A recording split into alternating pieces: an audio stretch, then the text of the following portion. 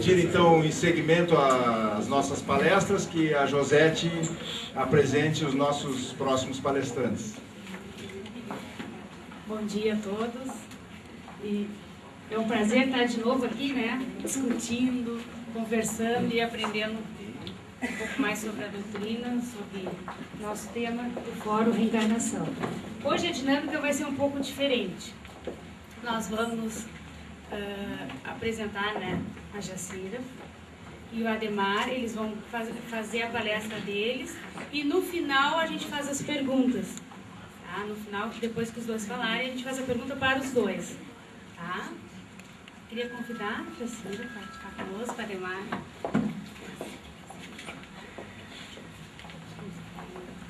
Bom, a Jacira, ela é juíza de direito, é atuante em Birigui, Bragança Paulista, formada em ciências biológicas, matemática e direito, especialista em violência doméstica contra a criança e o adolescente. Vocês viram, tem um livro, né, o tema é Criminalidade, Educar ou Punir, que é o tema da palestra hoje, né, Jacira. E é um prazer, eu fico assim, a primeira vez que eu apresento, nervosa um pouco, e quer dizer que é um prazer estar com vocês, estarem aqui conosco, no nosso fórum. E ele é professor da Universidade Espírita desde o nascimento, tem 3 filhas, né, casada, tem 3 meninas, e é presidente da CEPA, amigos. E é um prazer estar aqui e ouvir essa palestra. Eu trabalho também com criança e adolescente e amo, e acho que esse tema me cativa muito. E queria apresentar também o Ademar, minha colinha. Ademar, médico sanitarista e professor universitário, mestre em saúde coletiva e tem doutorado, né, pela Unifes. Especialista e consultor nas áreas de planejamento, administração, programação e saúde. Foi diretor do Departamento de Atenção Especializada do Ministério da Saúde, orador e dirigente espírita, ligado ao Centro Espírita Allan Kardec de Santos, São Paulo. 3º vice-presidente da CEPA, da Confederação Espírita Pan-Americana, membro fundador do CEPADOC, Centro de Pesquisa e Documentação Espírita. Autor de vários livros, né? E tem o livro também que está vendo, o Mecanismo da Mediunidade, né? O processo de comunicação mediúnica. E é também um prazer, é o tema da palestra Liberdade e Determinismo no Processo Reencarnatório. Bom dia, amigos. Não tem ninguém aqui. Bom dia, amigos. Bom dia. O pessoal está desdobrado. É o churrasco. Bom, é uma alegria imensa estar aqui pela primeira vez na cidade de Pelotas, nesse estado tão acolhedor aqui no sul, tomando esse suco de uva maravilhoso, experimentando esse churrasco, né, inigualável aqui dessa terra, e muito mais do que qualquer dessas coisas, convivendo com amigos queridos e conhecendo gente nova, novos amigos. Nós vamos conversar um pouquinho sobre o trabalho que resultou neste meu livro, Criminalidade, Educar ou Punir. Esse trabalho foi desenvolvido a partir de reflexões que fiz pelo meu próprio trabalho, porque atuei como juíza criminal durante muitos anos e tinha uma insatisfação muito grande por ver que a minha atuação na justiça criminal não resultava em pacificação social, porque a finalidade da justiça é essa, mas eu não via isso no resultado do meu trabalho. E procurei, então, compreender um pouco essa violência, esse aumento assustador da criminalidade. E parti para uma reflexão, concluindo que nós precisamos atentar muito mais para as causas da violência e da criminalidade, porque o juiz criminal ele está trabalhando lá na ponta das consequências. e realmente ele não consegue, em razão do sistema da atual conjuntura jurídica, do volume de trabalho,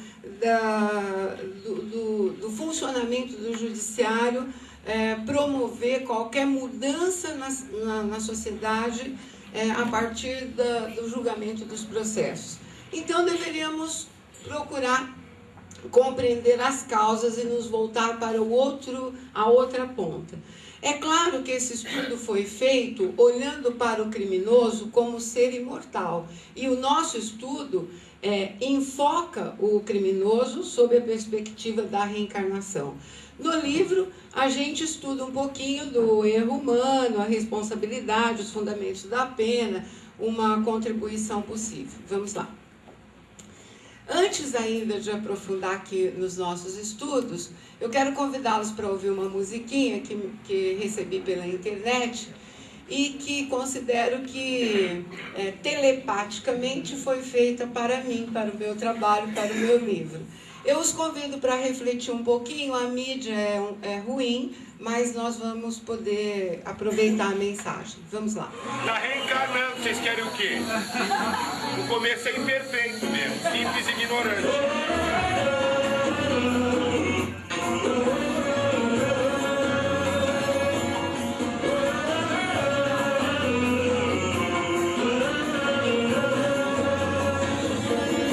Sou classe média, papagaio de todo telejornal.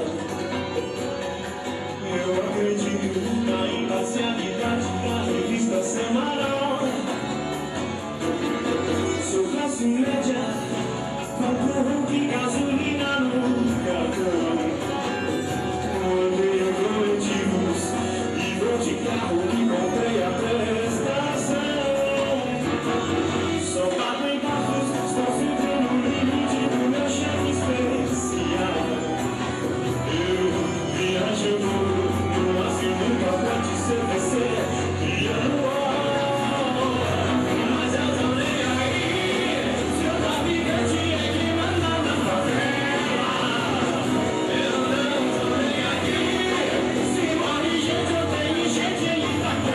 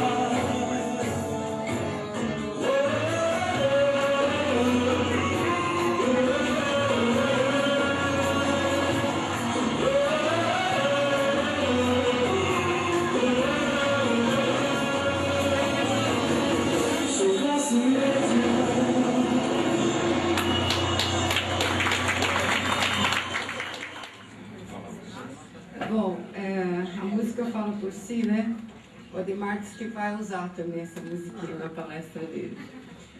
Bom, a realidade brasileira a gente conhece, né? Basta abrir o jornal, ligar a televisão, escutar a história da nossa vizinha. Essa música mostra a nossa postura diante da realidade. Mas será que haveria alguma alternativa, uma luz no fim do túnel? Ou isso, a sensação que a gente tem é que isso não vai mudar nunca, que a tendência é aumentar e piorar cada vez mais. Nós estamos defendendo no nosso trabalho que existe sim alternativa. Só que nós vamos precisar compreender o quanto todos nós somos responsáveis. Nós vamos precisar entender o que é que nós temos a ver com isso. E daí pode nascer alguma alternativa. Nós precisamos nos indignar contra esse estado de coisas. Mas essa indignação tem que ser consciente.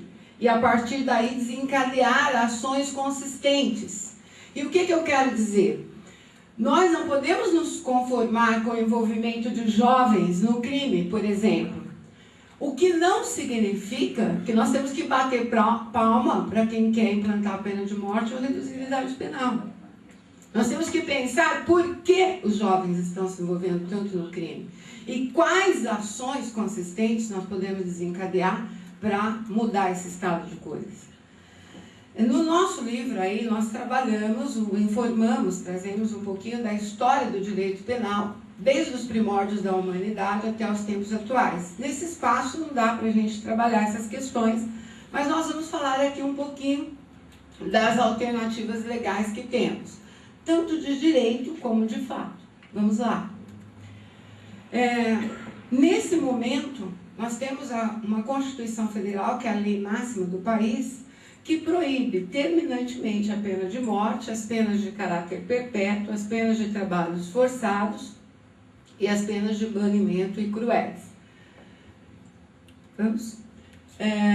Eu coloquei aqui um quadro que, quando a gente tem um tempo maior para discutir, nós mostramos que ele resume o tratamento penal que nós temos hoje para o crime. E isso tomaria bastante tempo nós falarmos disso tudo, então vou destacar aqui apenas um exemplo. Em síntese, eu quero dizer que todo o aparato criminal, todo o resultado do direito penal hoje, redunda ou em impunidade ou em aplicação de pena que não promove a pacificação social, como eu estava falando no começo. Ou seja, não melhora nada para a comunidade, exatamente como a gente tem visto. Nós vemos as pessoas cometerem crimes, serem condenadas e a sociedade não vê o resultado disso, não dá um retorno positivo. Vamos pegar dois casos extremos.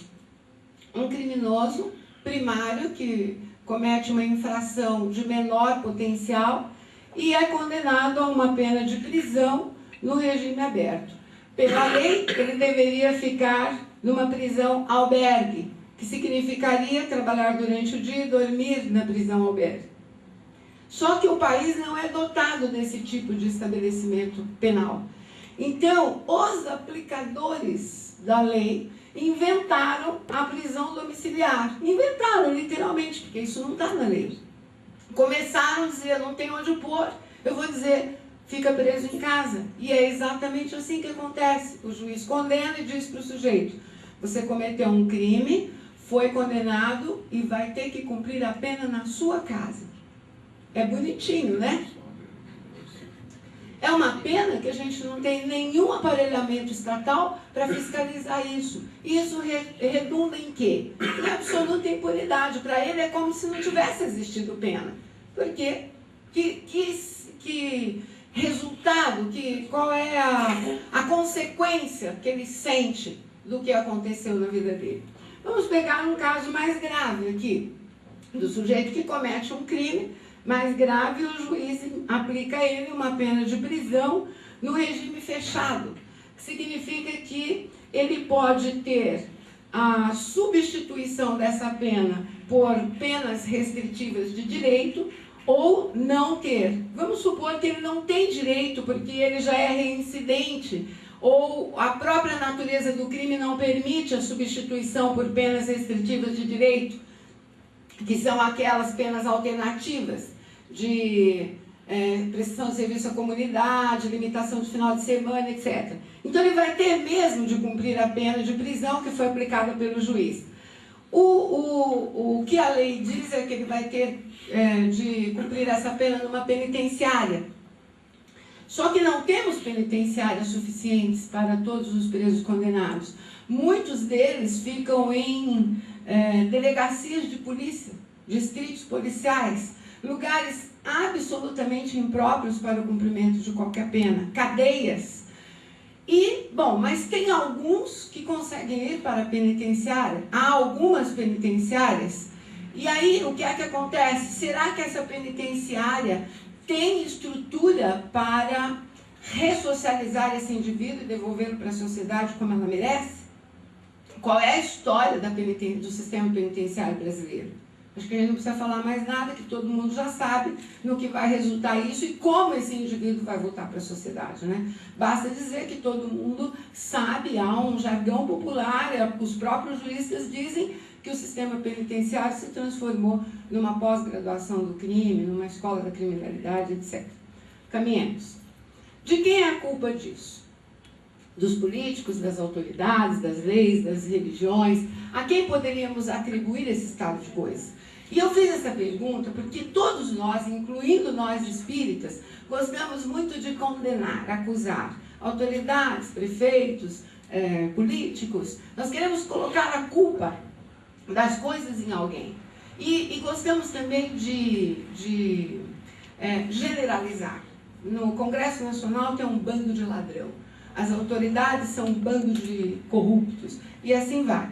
Só que eu escolhi, para nós fazermos uma análise crítica, um texto de Leon Denis que eu considero importantíssimo para o nosso conhecimento, especialmente dos espíritas. Ele diz o seguinte: o estudo do ser humano nos leva a reconhecer que as instituições, as leis de um povo, vamos prestar atenção nisso, são a reprodução, a imagem fiel do seu estado de espírito e de consciência, e demonstram o grau de civilização ao qual ele chegou.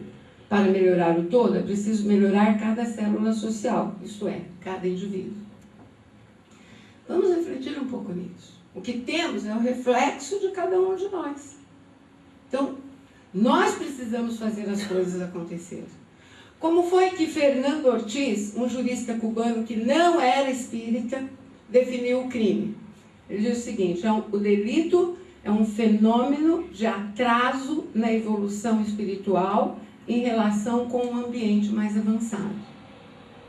Muito parecido com isso, diz o Kardec, que errar não representa a falta de senso moral do espírito, porque todos o possuem, mas falta do seu desenvolvimento. Esses dois conceitos, essas duas definições, nos levam a refletir no que é preciso fazer, então. Que tipo de postura essas definições sugerem? Castigo? Vamos pensando desde já? Será que é castigo? Vamos indo. Nós estamos aqui correndo e cortando porque o tempo não permite detalhar muito. No livro, nós estamos propondo que a gente veja o criminoso como produto da sociedade e também como produto das suas tendências inatas. Como produto da sociedade, porque, embora a gente saiba, esteja bastante convicto de que todos nós temos o livre-arbítrio, ele não é absoluto. Por quê? A influência do meio, às vezes, é desproporcional com a força de resistir. Nós dizemos, a pessoa é livre, ela faz se ela quiser. Será? Nós temos N exemplos que nos levaram a pensar que não é bem assim. Que às vezes a pessoa é levada pela força das coisas. Na nossa instituição, quando ainda trabalhávamos em Birigui, nós tínhamos lá uma instituição para assistir crianças em situação de risco. Certa vez, uma criança de 5 anos emudeceu na instituição. Por 3 dias ela não falava. E os monitores, psicólogos, assistentes sociais quiseram entender por que aquela criança de uma hora para outra parou de falar. E fizeram todo um trabalho de investigação na família e tal. Demorou um tempo para descobrir o que tinha acontecido. Ela e seus 2 irmãozinhos eram obrigados pelo pai a vender vintão de pedra todos os dias à tarde, depois das 5. Naquela tarde ela não tinha conseguido vender vintão de pedra. E ela tomou uma surra, que ela ficou 3 dias emudecida. Então eu pergunto, uma criança que cresce nesse ambiente, que convive com a violência e que é obrigada a participar desse processo de violência, será que nos é dado cobrar dela um comportamento muito diferente no futuro? Será que nos é dado exigir que ela vire um cidadão de bem? Nós teríamos aqui N exemplos para falar, mas o tempo não permite, vamos correr. Mas o criminoso é também produto do acervo ou bagagem intelectual e moral que ele traz das experiências anteriores. Porque para nós espíritas, quando nascemos, nós já trazemos um patrimônio moral e intelectual que somamos ao longo da nossa trajetória. E esse patrimônio vai se somar à experiência atual. Claro que nós não estamos aqui excluindo a possibilidade de um espírito perfeito, não perfeito, mas evoluído, nascer num meio pernicioso e superar aquilo. É evidente, porque ele já é evoluído, ele pode nascer em qualquer meio. Como também um espírito muito atrasado ter todo o aparato bom de um meio promissor e não conseguir assimilar. Nós estamos falando da média, nós estamos falando de nós estamos falando do povão. Se nós já não temos a perfeição e nascemos num meio que nos arrasta ainda mais para baixo, o nosso processo de crescimento fica dificultado. E vamos falar um pouquinho em responsabilidades dentro desse quadro aí. Pensando muito nisso, no quanto nós temos a ver com tudo isso, no que nos cabe, na parte que nos cabe desse latifúndio, nós fomos estudar Kardec e encontramos essa pergunta 813, que recomendamos a todos os espíritas para a questão criminal. Porque nós adoramos dizer, frita esse sujeito, corta a unha dele. Outro dia, num salão de beleza, uma senhora fazendo as unhas, uma senhora de 65 anos de idade, eu estou observando a mulher. Eu sou contra a pena de morte. Eu sou contra a pena de morte porque, na minha opinião, esses bandidos têm que ficar vivos. Eles devem ficar vivos e uma pessoa diariamente com uma gilete lá e cortar um pedacinho deles. Eu ali fazendo as unhas e escutando a mulher pensando, é evidente que eu não posso entrar na discussão com essa senhora, né? Mas nós, espíritas, podemos ler a pergunta 813, porque nós também queremos arrancar a unha, cortar com a gilete ou fazer outras coisas parecidas. O Kardec perguntou aos espíritos, há pessoas que caem nas privações e na miséria por sua própria culpa. Vamos prestar atenção nisso. Por sua própria culpa. A sociedade pode ser responsabilizada por isso? E os espíritos responderam, sim, já o dissemos. Ela é sempre causa primeira dessas faltas. Pois não lhe cabe velar pela educação moral dos seus membros? É frequentemente a má educação que falseia o critério dessas pessoas em lugar de asfixiar-lhes as tendências perniciosas. Com essa visão de Kardec, na minha opinião, de recuperar quem erra, a justiça retributiva do castigo pelo castigo perde totalmente o sentido. É uma proposta que eu estou trazendo aqui para a gente pensar. Porque não é o que a gente quer, não é o que a gente gosta. absolutamente não é o que a gente deseja. Nós estamos propondo eliminar a ideia do pecado e do castigo. E junto com Kardec, pensar em livre-arbítrio e responsabilidade. Porque tanto nós individualmente como a sociedade responde pela sua inércia, pelos seus atos. A sociedade que nada faz para sanear o ambiente em que ela vive, vai ter de conviver com as mentes desequilibradas que ela produz. Não é o que está acontecendo agora com a gente? O que nós temos feito ao longo da história com as pessoas que estão em atraso, como diz lá o Fernando Ortiz, em relação ao ambiente que elas estão? Hoje nós estamos suportando a convivência com tudo isso que nós desprezamos ao longo do tempo.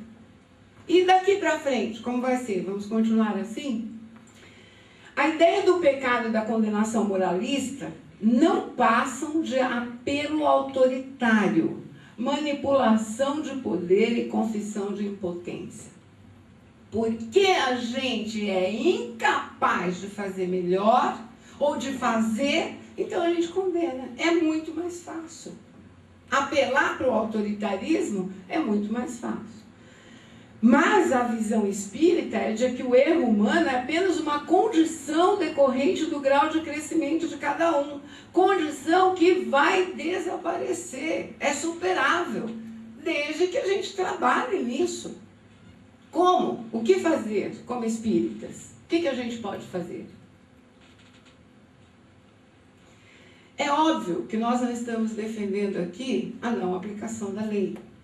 A aplicação da lei é necessária. A justiça humana é o produto da nossa inteligência humana, do nosso estágio evolutivo. E a lei humana vai melhorar quando nós melhorarmos. Já não disse lá o Leon Denis? Ela é o produto do nosso estágio, né? Do nosso estado evolutivo.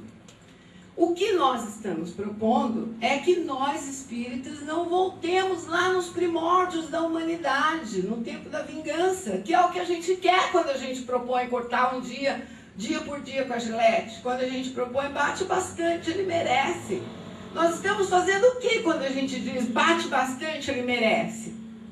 A nossa sede de vingança. E o que é que a gente está fazendo para melhorar essa criatura, que é o que nos interessa, porque é o que vai devolver alguma coisa de bom para a gente. Fazer com que as penas sejam mais severas seria a solução? Proponho que a gente, quando eu digo a gente, nós, o povão, não nos preocupemos com essa questão. Porque quando uma ponte trinca, não vai todo mundo do povo dizer o que tem que fazer com aquela ponte. É uma questão técnica. Que digam os técnicos. O que eu estou propondo é que, quando e se for necessário agravar uma pena, os técnicos cheguem a essa conclusão. E não a gente, feito um papagaio, repetindo, como disse a música, tudo que a gente ouve, um político oportunista dizer, sai dizendo que tem que aumentar a pena. O que a gente entende daquilo para propor aquilo? E aumentar para quê? No que vai redundar? A gente tem a estrutura necessária para aplicar e observar se vai dar resultado? Ou vamos cair naquelas chavinhas que eu coloquei lá, que no fim não dá em nada, não dão em nada? Pena de morte? Nem pensar. Ah, mas espírita não vai propor pena de morte? Eu vi um cidadão muito conhecido até das listas espíritas aí, passeia de vez em quando pela nossa, dizendo numa discussão que eu, que havia defendido lá não a pena de morte, não morava no Rio de Janeiro, por isso que eu estava dizendo não a pena de morte. Fosse morar lá para dizer se eu ia repetir aquilo. Espírita. Acontece que nós devemos saber, no mínimo, que quem delibera sobre fazer o bem ou o mal é o espírito e não o corpo. Não adianta matar o corpo. O espírito vai continuar agindo do mesmo jeito. Só por esse argumento a gente já deveria ser contra a pena de morte. O agravamento do sistema prisional, agravar mais o quê? Agravar mais o quê no sistema prisional? As prisões deveriam servir como uma preparação do indivíduo para o retorno à vida social. Lamentavelmente, não é isso que a gente vê. Pergunta do título do livro: Criminalidade, educar ou punir? A única proposta espírita tem que ser educar. Não existe espaço na filosofia espírita para a gente propor qualquer outra coisa. Porque, na nossa visão, a verdadeira justiça não é feita quando se pune, mas quando se acionam convenientemente mecanismos capazes de recuperar aquele que violou a lei natural. É claro que o nosso instinto vingativo quer fazer sofrer quem fez alguma coisa errada, mas é puro sentimento de vingança, porque não tem proveito. Vamos pensar no proveito. Pegar um jovem de 17 anos, bandidinho, que violentou uma moça, judiou. Quando a gente vê aquela cena, a gente sente raiva. Vamos ser reais, humanos. Quem de nós não sente? A gente sente raiva dele. E daí? Vamos meter o malho nele? Vamos. E daí? Ele sai dessa situação de violência melhorado? Ele vai sair distribuindo flores na sociedade depois disso?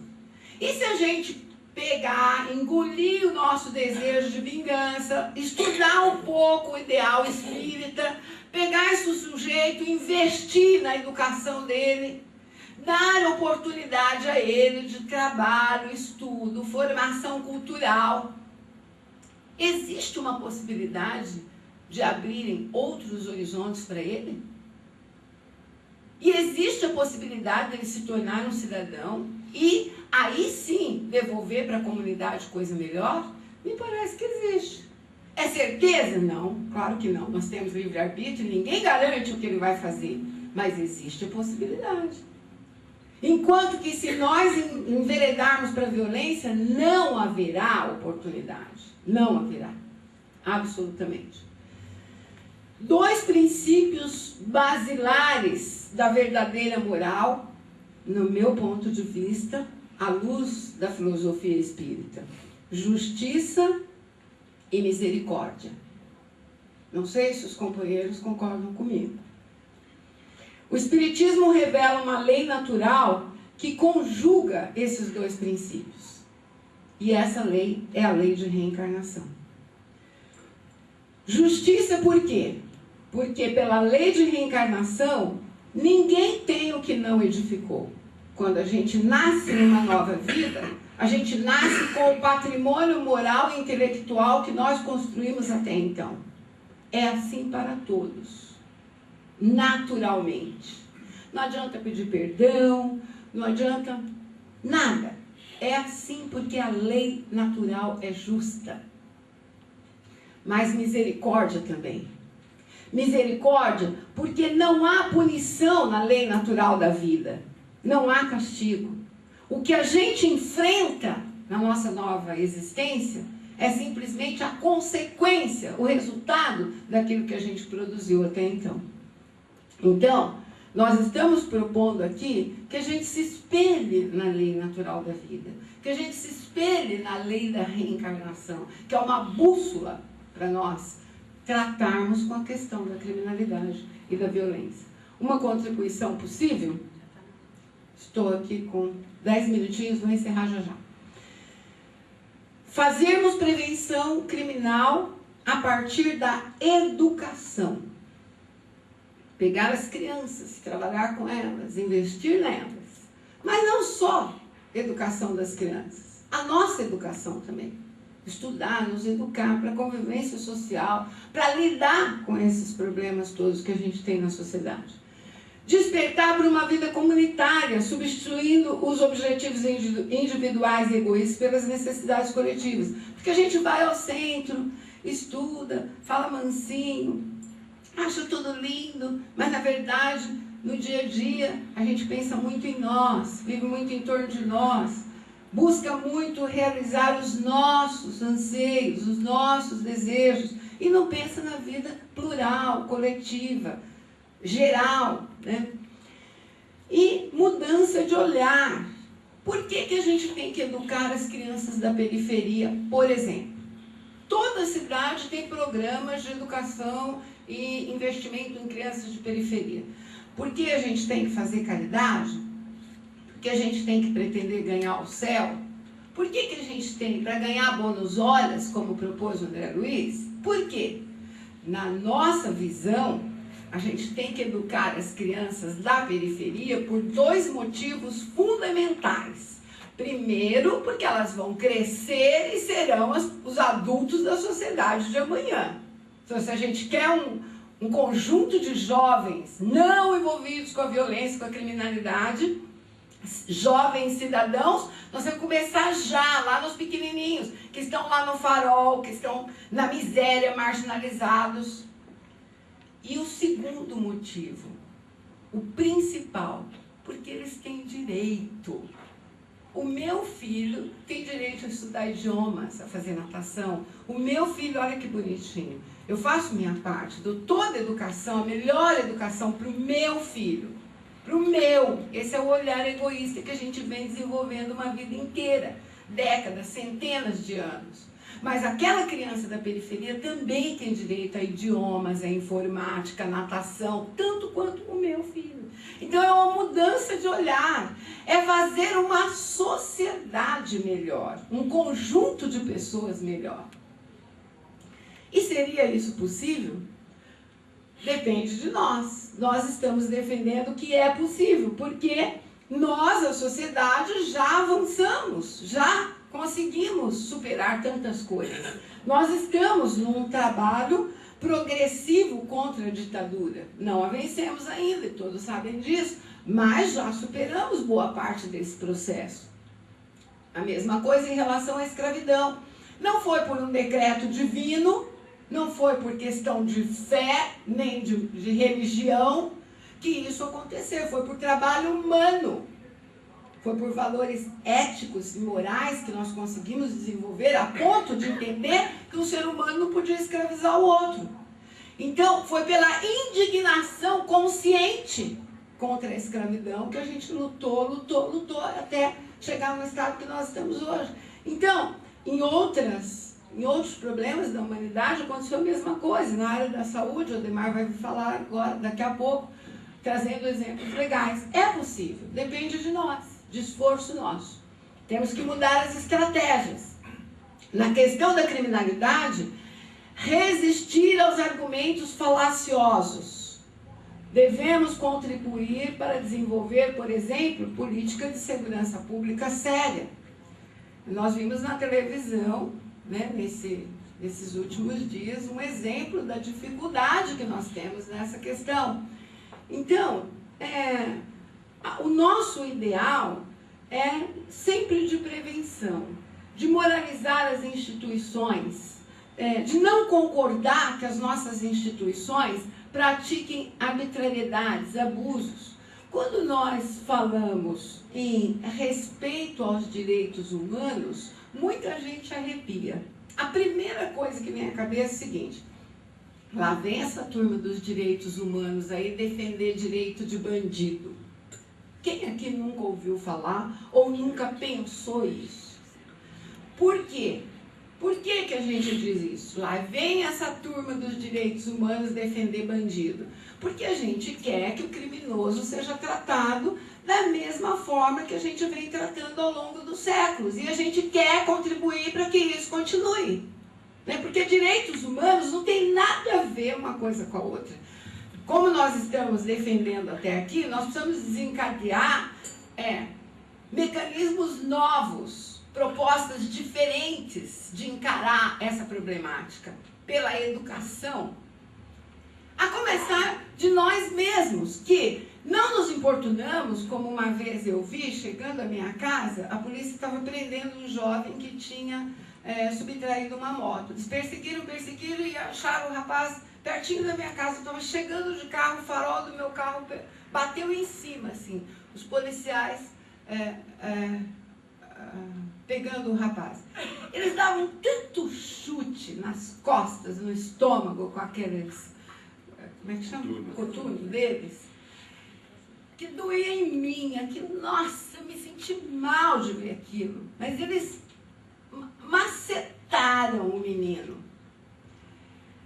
Quer dizer, se qualquer um de nós aqui dar um chute bem dado numa pessoa, levantar um hematoma, o quê? Praticou crime, lesão corporal, qualquer um de nós. Mas a polícia pode, problema nenhum. São os valores que a gente tem. Nós precisamos nos educar para construir uma sociedade melhor. São questões que vão demorar um tempo para a gente assimilar. Mas nós espíritas podemos, já temos mecanismos para isso.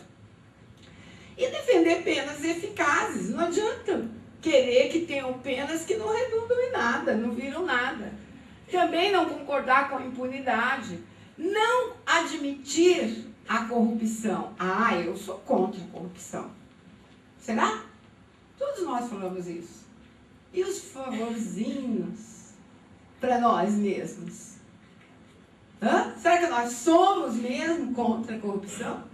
Em que medida? Todo mundo pode falar isso? Olhar bem na frente do espelho e dizer, eu sou contra a corrupção. Absolutamente. Não tirar proveito próprio de situações, não aceitar em seu benefício favores que a gente não quer para os outros. Vamos? O nosso tempo está terminando. Já terminou? Então vamos encerrar. Passa. O que o espírita poderia defender hoje? Educar para não punir. Muito obrigada.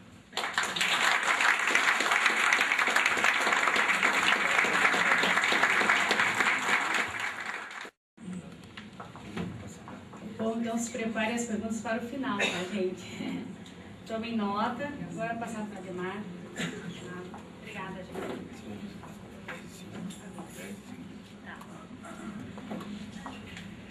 Bom dia a todos. Eu queria agradecer a oportunidade de estar com vocês aqui em Pelotas, saudando todo o grupo da Casa da Prece, os amigos gaúchos, de outras localidades que participam desse fórum, né? É uma satisfação imensa para todos nós. Eu estou bastante gripado, não sei até quanto tempo a minha voz vai sair, né? Mas eu acho que até o final aqui dá para falar bem, tentar falar baixo. Vocês estão ouvindo bem, né? Sim. Então vamos lá. Eu preparei esse tema, eu vou ficar aqui nesse canto aqui, o mais próximo daqui, para tirar a luz de cima e vocês poderem observar bem a tela, né? Para tentar não incomodar muito. Que vou me apoiar em algumas imagens para refletir sobre esse tema que cada vez mais vem me encantando, literalmente encantamento, né? Que é o tema da reencarnação, né? E quando eu coloquei esse título, Processo Reencarnatório, depois eu fiquei pensando, puxa, mas a Ademar vai discutir só especificamente o momento do nascimento, e etc. Não, eu não vou fazer isso desta vez.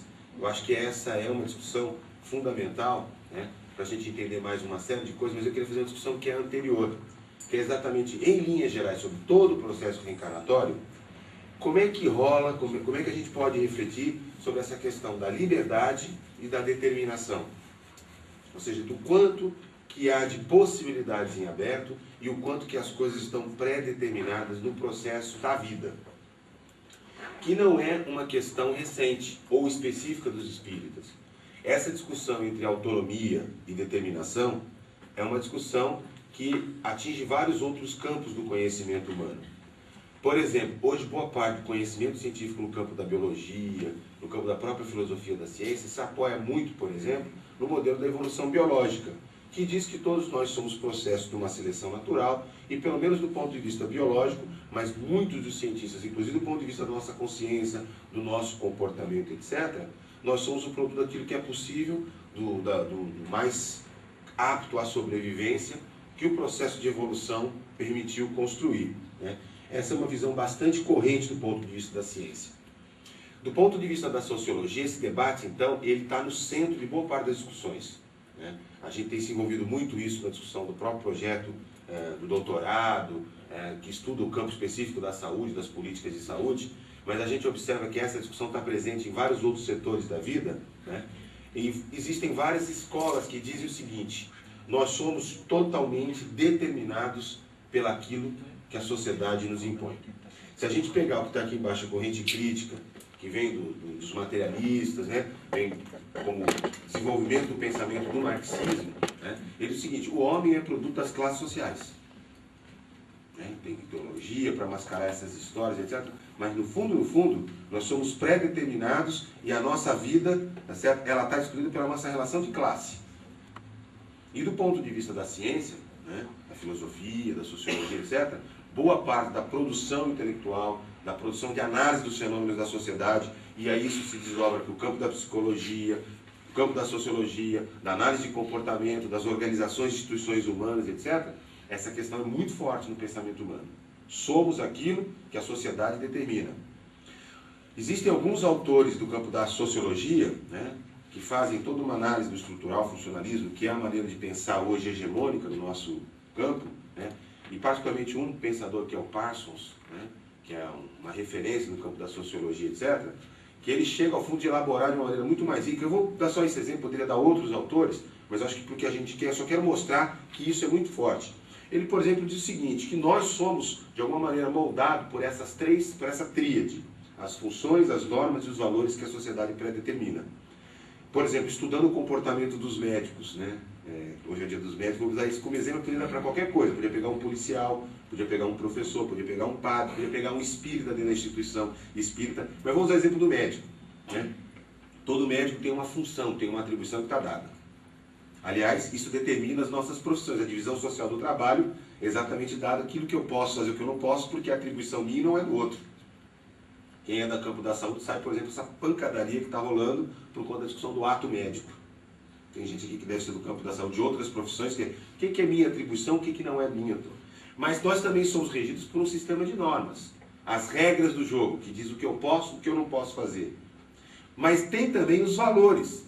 Aquilo que está no campo normativo, tá certo? Aquilo que está no campo da ideologia, da cultura, etc., que diz. Então, eu vou dar um exemplo concreto. Quando o estudante de medicina chega numa escola médica, ele pode vir numa família extremamente carente, o que é muito raro. Mas até pode. Eu dou aula há 20 anos em escola de medicina, né? Foram pouquíssimos os alunos que vieram de classes estratos sociais mais baixos. Mas quando ele chega, tá certo? Ele vai para a escola para aprender quais são os papéis e as atribuições.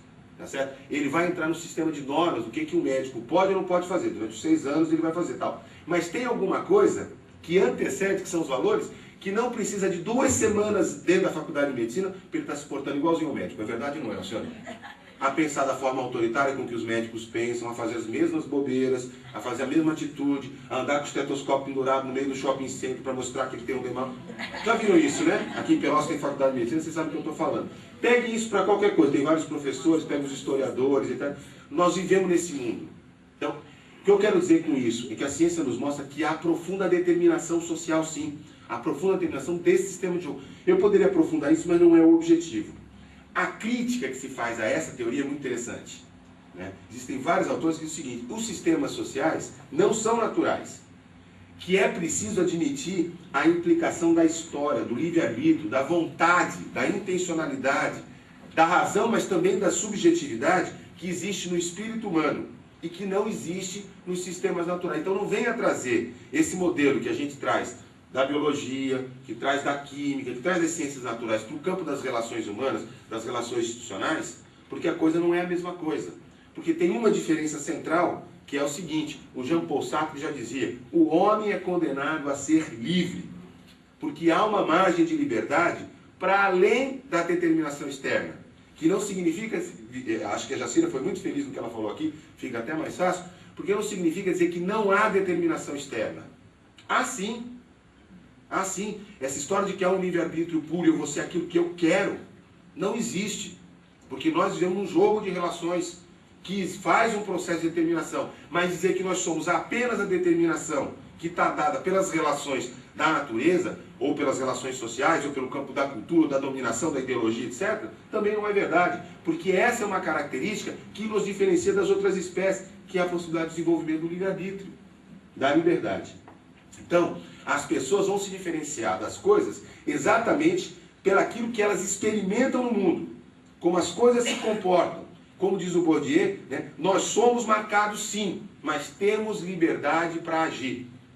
Tá certo? E aí a gente poderia aprofundar nessa discussão, mas eu creio que assim, peguei alguns autores clássicos, quem já leu alguma coisa de sociologia, etc., sabe do que eu estou falando, né? Teoria da ação, teoria crítica, etc., né? E a gente pode até chegar, por exemplo, ao que tem de mais recente aí, do campo do pós-modernismo, né, na socioanálise francesa, que vem a partir dos trabalhos de Foucault, de Deleuze, de Guattari e tal, né, que fazem um profundo questionamento entre essa determinação, a heteronomia e a autonomia, que faz a discussão das grandes mudanças molares, aquelas grandes que a gente palpa, que a gente vê, e daquelas revoluções, aquelas transformações que ocorrem no imperceptível, no campo do molecular. Nós somos homens estruturados, mas somos também sujeitos que estruturam a vida, as relações. Nós somos homens moldados pela organização, mas somos também indivíduos. Então, quando a gente pega, por exemplo, quando o toyotismo surgiu lá no Japão, todo mundo diz o seguinte: bom, está formado o homem ideal, o trabalhador ideal para aumentar a produtividade, tá certo? Mas de repente o cara, sem querer, ele começa deliberadamente a atrasar o processo de produção.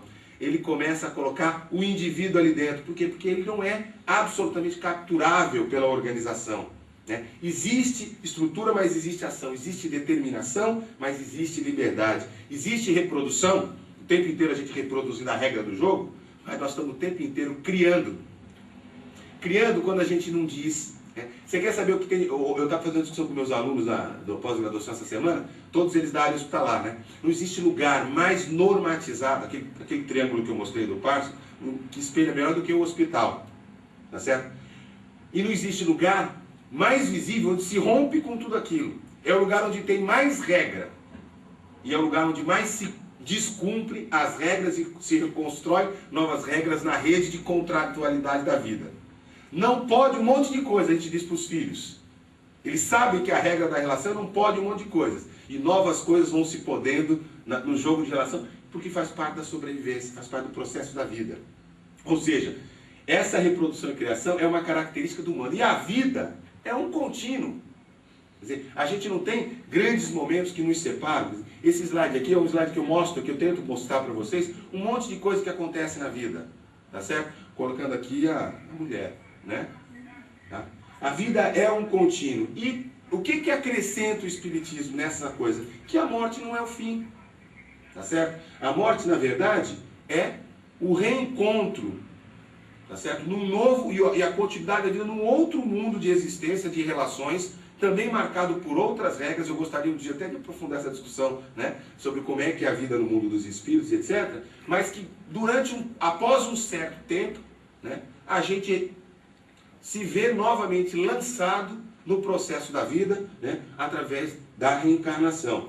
Né? E esse milagre da vida faz com que simplesmente esse ir e vir, né, num contínuo permanente, né, seja possível dentro do processo de evolução do espírito.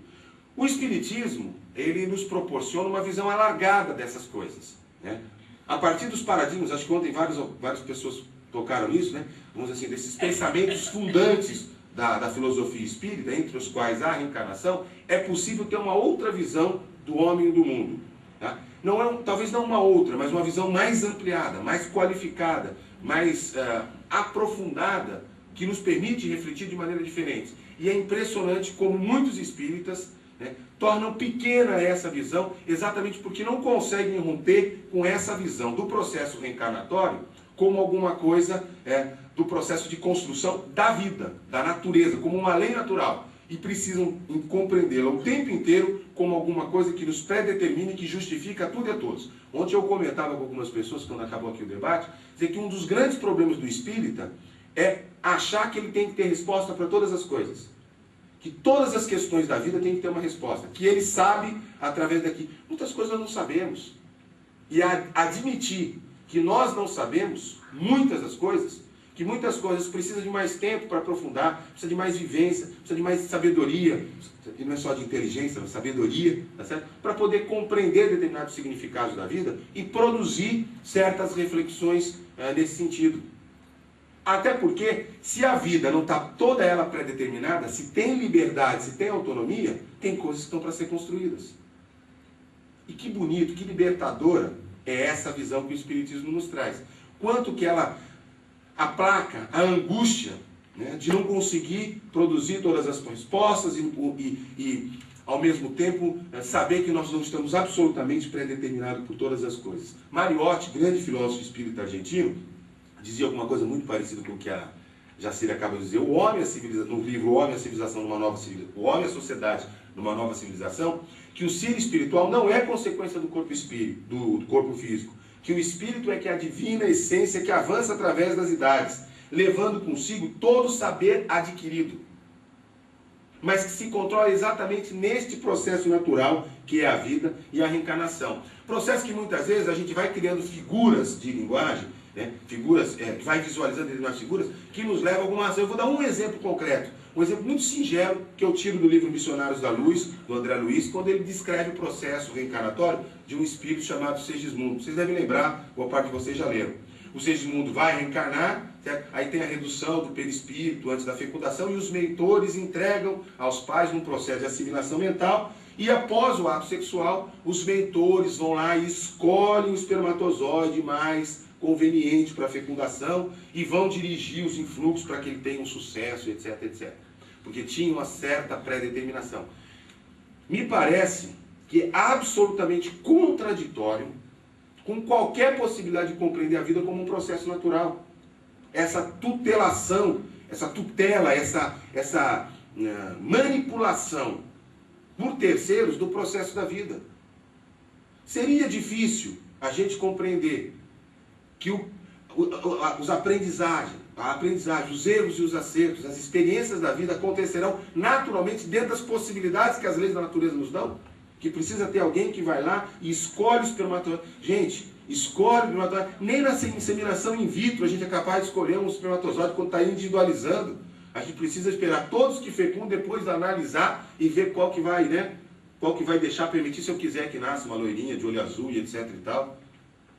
Então assim, vai se criando toda uma ideologia, todo um sistema de valores para justificar que a vida tem que ser tudo explicado, que tudo tem que estar lá dado, tá certo? Por uma certa lei de causa e efeito, que na verdade mina completamente a nossa capacidade de exercer aquilo que mobiliza o espírito num processo de evolução, que é a liberdade, que é o livre-arbítrio, que é o Senhor responsável e que vai determinar as nossas consequências. Ou seja, toda a reação advinda do nosso processo evolutivo vai vir exatamente pelo exercício da liberdade. Se tudo está absolutamente pré-determinado, me parece que há uma enorme contradição. Tá? Desculpa.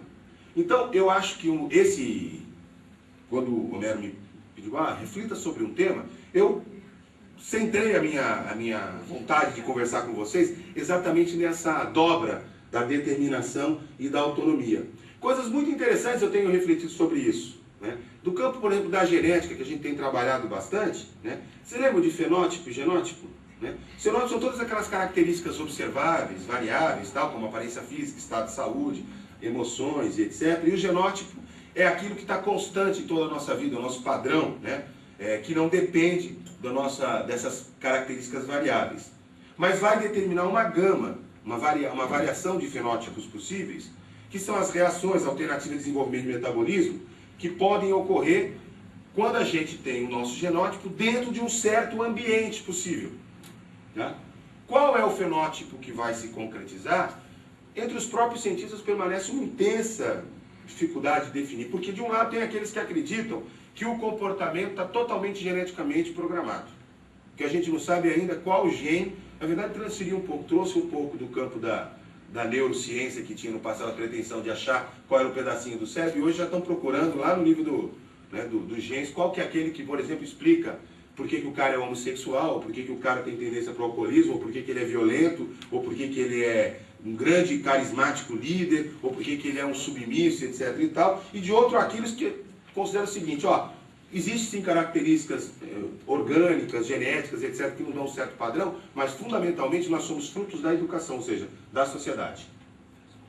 Né? Nos últimos 5 anos, esse debate está cada vez mais intenso, né? E a busca por qual é esse gene é extremamente interessante. Né? Qual é o fenótipo que vai se concretizar, ou seja, o que efetivamente vai acontecer, vai depender muito do ambiente. Tá certo? E dessas interações com as possibilidades físicas que a gente tem. Né?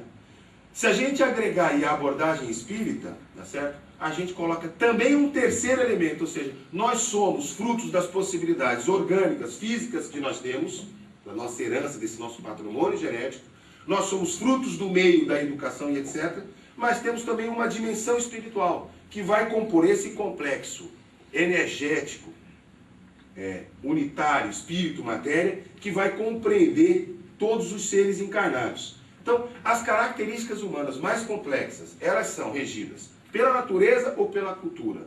Essa pergunta que se impõe, tá certo? Tem, na minha opinião, uma resposta um pouco mais complexa. Ou seja, nós não viemos para simplificar a discussão. Nós viemos para dizer o seguinte: as duas coisas acontecem, mas há uma terceira vertente que torna mais difícil ainda o entendimento dessa questão, mas que de alguma maneira deslumbra certos limites que essas duas abordagens impõem, tá certo? Que é o seguinte: não há nenhuma programação genotípica da dimensão intelectual e cognitiva do ser. Ou seja, nós não estamos programados geneticamente para ser mais ou menos inteligente, mais ou menos interativos, etc. O avanço, eu acho que vai acabar, avanço das próprias pesquisas genéticas, etc., vão acabar mostrando ou evidenciando a necessidade de admitir uma dimensão também não material da existência. E aí a própria reencarnação se impõe como um processo de formulação do pensamento para poder compreender o que acontece. Muito embora eu não ache que a ciência vá provar, eu já disse isso várias vezes, acho que não vem da ciência a comprovação da existência do espírito, etc., porque essa não é a sua praia, tá? Ou a sua planície. Nós somos um complexo existencial muito mais unitário do que essa classificação didática, até que o próprio Allan Kardec estabeleceu na doutrina 150, 170 anos atrás, né, e que era fundamental do ponto de vista do pensamento científico. Né. Espírito e matéria, né, são muito menos diferenciados, estão muito distantes, a gente usa muito para classificação, do que a gente pensa, tá certo? Porque essa visão dualista que a gente traz, cérebro, mente e tal, reconhece a direção de que existe a necessidade da direção desse processo por um espírito imortal.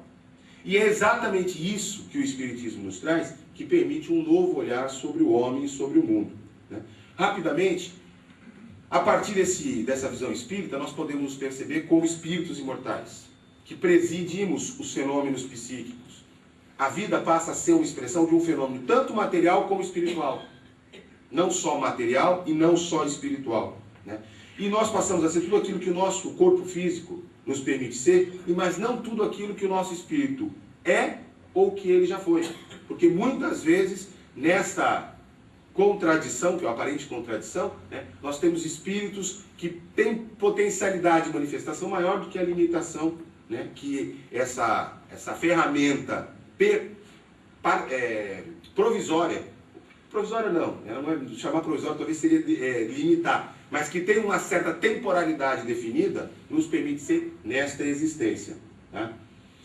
Nós estamos sujeitos à evolução, tanto do ponto de vista biológico como do ponto de vista espiritual. Por quê? Porque o homem é um ser de múltiplas existências, que é resultado daquilo que ele vai construindo nas suas vidas sucessivas, fruto da sua imersão nesse mundo da cultura, das relações, que é tão estruturado, tá certo? Mas no jogo da autonomia, da liberdade, do uso do seu livre-arbítrio, que permite que ele vivencie personagens distintos e vá reconstruindo ou construindo a sua personalidade a partir de cada drama existencial que ele vai vivendo, a partir de cada nova aprendizagem. Tá? Os espíritos têm a sua trajetória de evolução que vem do átomo até os seres mais superiores da criação. E ele é sujeito do seu destino e, ao mesmo tempo, fruto daquilo que foi desenvolvido pelo seu livre-arbítrio. Portanto, nós vivemos o tempo inteiro nessa dobra de autonomia e de determinação. Né? Eu vou rapidamente tentar dizer para vocês um pouco o que isso significa do ponto de vista de algumas impressões da vida. 10 minutos, beleza. O Espiritismo vai demonstrar que o homem, ele é sujeito, ele é o protagonista da sua história. E ele é totalmente responsável pelo que ele é e pelas circunstâncias que ele se encontra, pelo seu estágio civilizatório, como eu acho que tanto a Jacira colocou de manhã, como o Humberto Mariotti nos coloca aqui. O Espiritismo demonstra que a ciência e a filosofia vão encontrar o seu complemento exatamente na ética. E que aí não basta conhecer a doutrina e comprar prestações da Casa do Baú da Felicidade, um lugar, uma casinha, ou do BNH, uma casinha no nosso lar, tá certo? Que é necessário estar integrado com a vida. Senão a gente não alcança, não constrói as transformações que os novos tempos requerem. Ou seja, não é uma questão de conheço a realidade da vida depois da morte, do mundo espiritual e etc. Fico na minha, faço uma caridade, vou lá na casa da prece, tomo passe, etc. Né?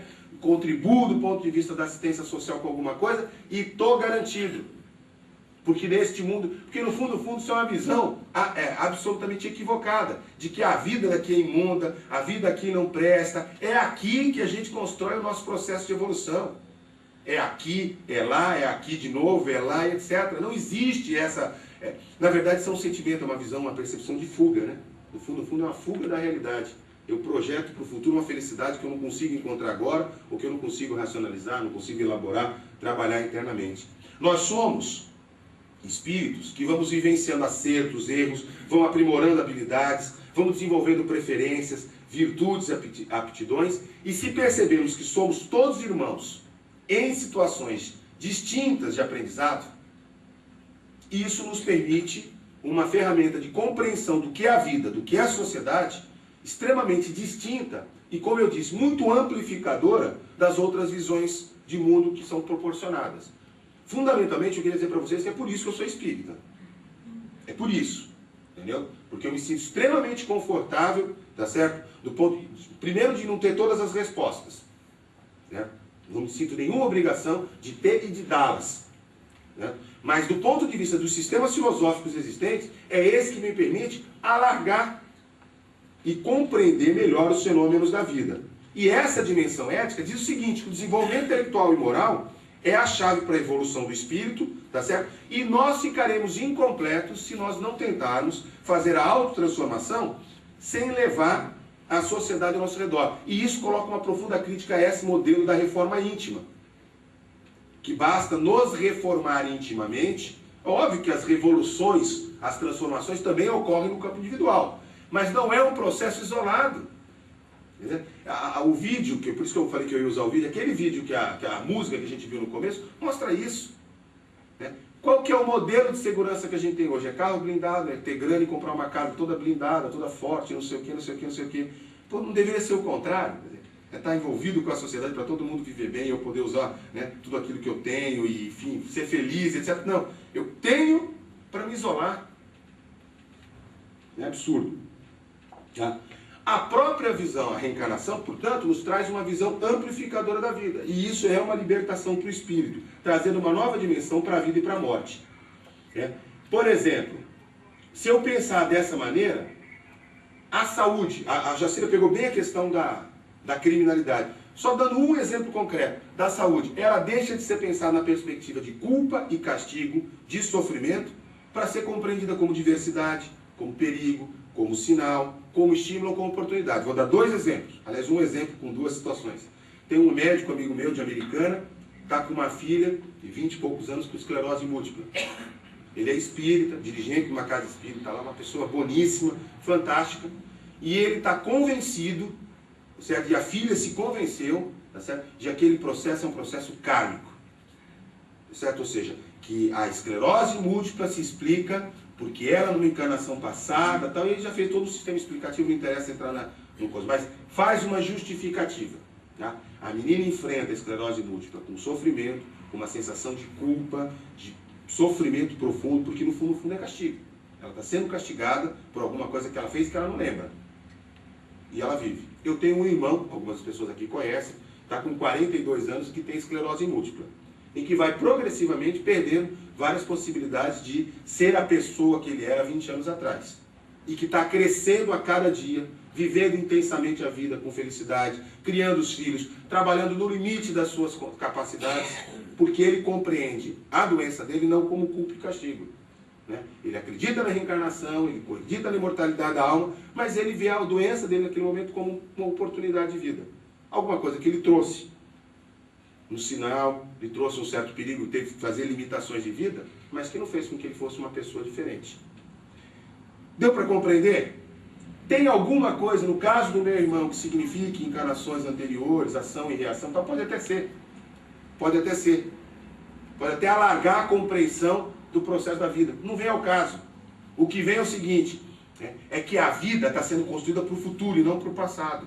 E compreender a vida dessa maneira, compreender o processo de reencarnação, como as oportunidades que se abrem com aquele traje do passado, mas não com a visão e marcado pelos fenômenos do passado, faz completa diferença do ponto de vista da produção da vida, da relação no mundo e da própria felicidade. Eu vou citar aqui o Martin Luther King porque eu acho que tem uma coisa que é muito interessante. Eu peguei ele um pouco mais por causa do Obama, para falar a verdade. 5 minutinhos, vai dar tempo certinho. Tá? Talvez eu passe só 5 minutinhos.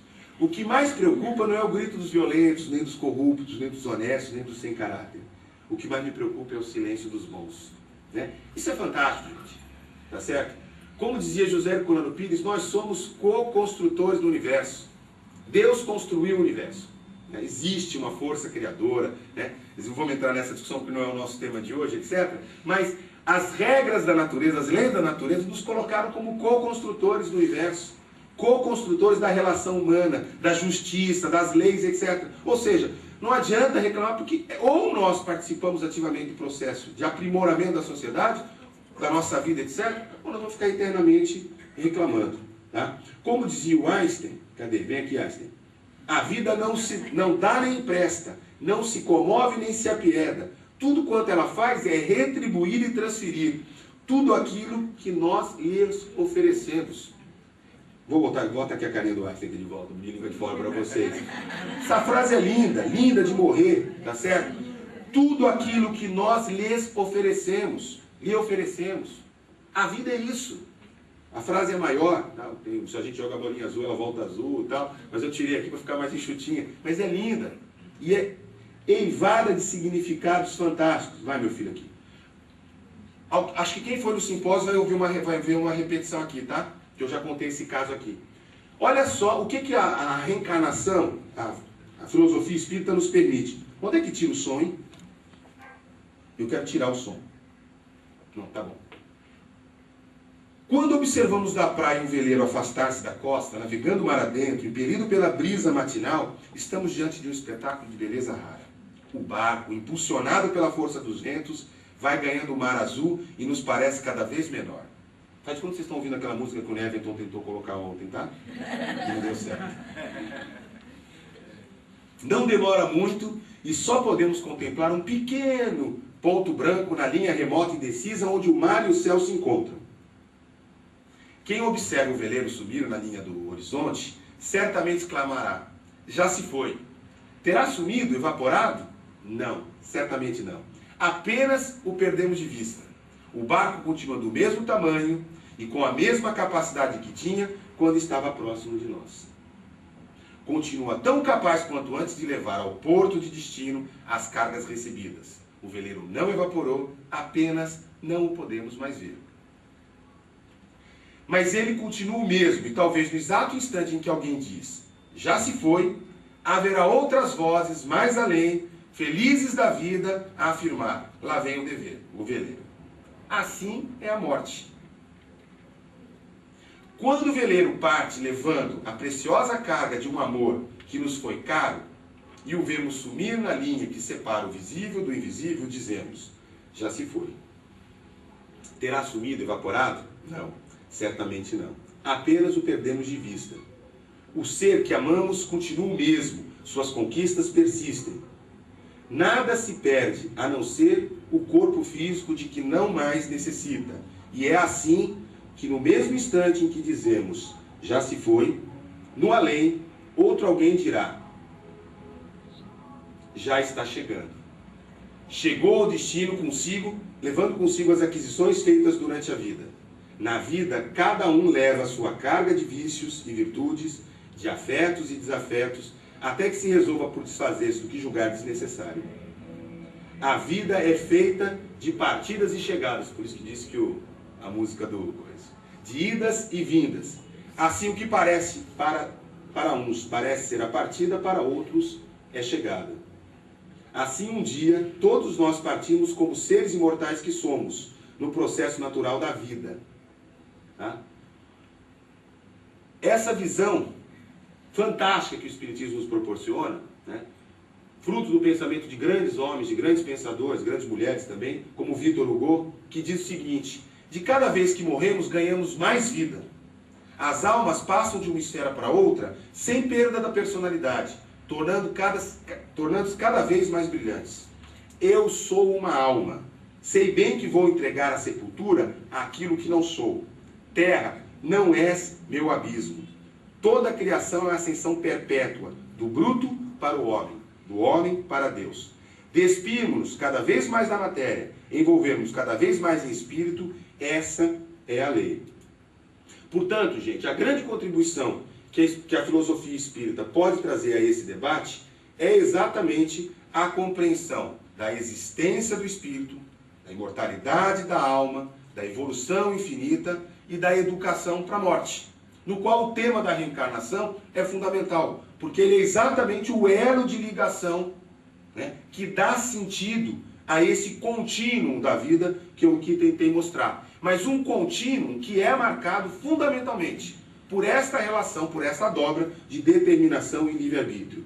Essa visão consoladora permite uma visão, uma perspectiva de futuro que nenhuma outra forma, no meu entendimento, nenhuma outra filosofia nos permite ter. E isso não deve ser confundido com uma perspectiva alienante da vida, e muito menos que justifique toda e qualquer desigualdade ou injustiça, tanto do ponto de vista individual como do ponto de vista coletivo, né? Eu vou finalizar só comentando com vocês uma coisa rápida. Quem participou do simpósio do ano passado, os jovens da pré-mocidade, 13 e 14 anos, lá do meu centro espírita em Santos, do meu centro espírita, não, do centro espírita do qual eu frequento, desde que sou pequenininho também, fizeram um estudo comparando o que pensam os laicos, espíritas laicos e espíritas religiosos. Tem toda uma metodologia, saiu publicado no jornal Opinião, um resumo do estudo, está disponível no site do centro. Mas eles mostram o seguinte na conclusão: que os espíritas religiosos, partindo dos mesmos pressupostos da obra de Allan Kardec, etc., tendem a explicar os problemas individuais e coletivos sempre como provas, ou expiações, ou por lei de causa e efeito, e se subordinam a um determinismo rígido.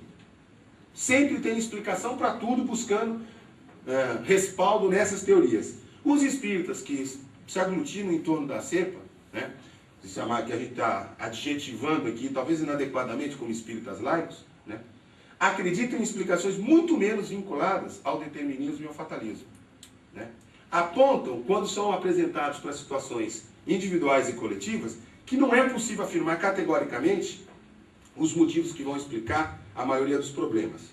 Colocam as possibilidades das provas, expiações da lei de causa e efeito dentro das várias possibilidades de análise de cada caso ou das situações específicas, mas tendem a acreditar que uma mesma situação pode ser explicada de várias maneiras possíveis, o que traz uma visão muito mais responsável e que exige muito mais uma postura ativa sobre a vida. Ou seja, nós passamos a ser muito mais piloto dessa nave do que simplesmente um espectador que passa por aqui para se purificar e aguardar alguma coisa de bom que vem para depois da morte, tá?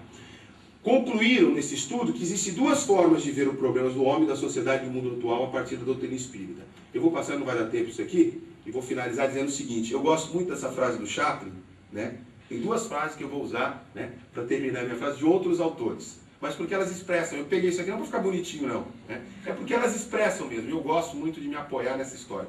O Chaplin diz uma coisa que é o seguinte: outro dia eu fui num centro espírita religioso, eles me condenaram porque eu botei o Chaplin fumando, tá? Se as coisas não saíram como planejei, posso... Aí eu conto para eles que uma vez o Herculano Pires, eu vi o Herculano Pires ainda quando era vivo, lá no meu centro, né? Terminou a palestra e foi lá para fora para fumar. Se as coisas não saíram como planejei, posso ficar feliz por ter hoje para recomeçar. O dia está na minha frente, esperando para ser o que eu quiser. E aqui estou eu, o escultor que pode dar forma. Fantástica essa frase, não é?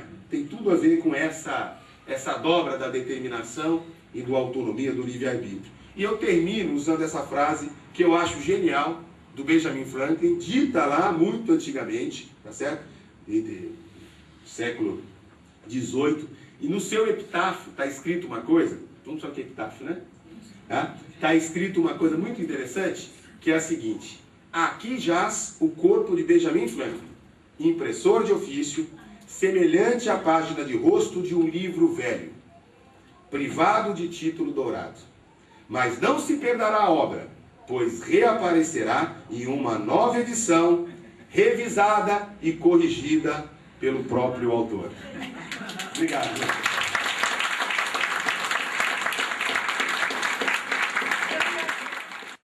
Bom dia, Jacira. A minha pergunta é direcionada a ti. Vou ficar de pé para ficar mais fácil. Eu fiz até a anotação aqui. Na verdade, uma das coisas que falta ao espírita é o fato de que todos nós nascemos iguais, somos dotados de um livre-arbítrio e vivemos em sociedade. Ou seja, a nossa pauta, ela tem a liberdade até a liberdade do outro. Eu não sei agora ao certo se foi na atual semana ou na passada, o rapaz cometeu um crime, cidade Brasília, um acidente de trânsito.